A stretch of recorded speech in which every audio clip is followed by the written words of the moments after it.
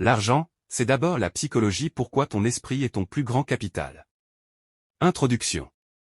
Et si je te disais que ta situation financière actuelle dépend bien plus de ta psychologie que de ton salaire? Que ton compte en banque est d'abord le reflet de ce que tu penses. Et non de ce que tu gagnes? Aujourd'hui, on va plonger dans une vérité profonde. L'argent, c'est d'abord la psychologie. Prépare-toi à voir ta relation à l'argent sous un autre angle. Partie 1. La perception mentale de l'argent. Dès l'enfance, on développe des croyances autour de l'argent. L'argent, c'est rare. Les riches sont égoïstes. Il faut travailler dur pour être riche. Ces idées deviennent des programmes mentaux qui influencent nos décisions. Combien on ose demander, comment on dépense, comment on investit, ou même si on se sent digne de gagner plus. Partie 2. L'état d'esprit d'abondance vs l'état d'esprit de manque. Il existe deux types d'état d'esprit. 1. L'esprit de manque, toujours inquiet, pense qu'il n'y en a jamais assez.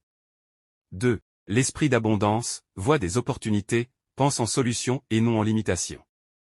La plupart des gens pauvres ne le sont pas seulement à cause d'un manque de ressources, mais à cause d'un excès de peur. La peur de risquer. La peur d'échouer. La peur de réussir même. Partie 3. L'argent suit l'énergie. L'argent n'est qu'un moyen d'échange. Et ce qu'on échange, avant tout, c'est de la valeur. Si tu augmentes la valeur que tu offres, l'argent suivra. Mais pour offrir plus, il faut croire que tu en es capable.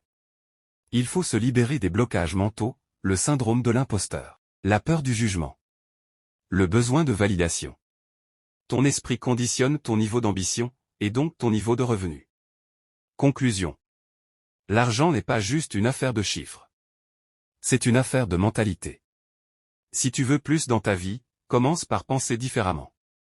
Déprogramme les croyances limitantes.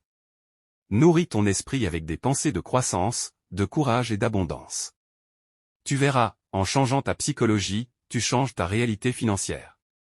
N'oublie pas, l'argent suit toujours celui qui croit qu'il le mérite. Si ce message t'a parlé, abonne-toi, partage et laisse un commentaire. Quelle est ta plus grande croyance limitante sur l'argent? On se retrouve très vite pour d'autres contenus sur la psychologie, le succès et la transformation intérieure.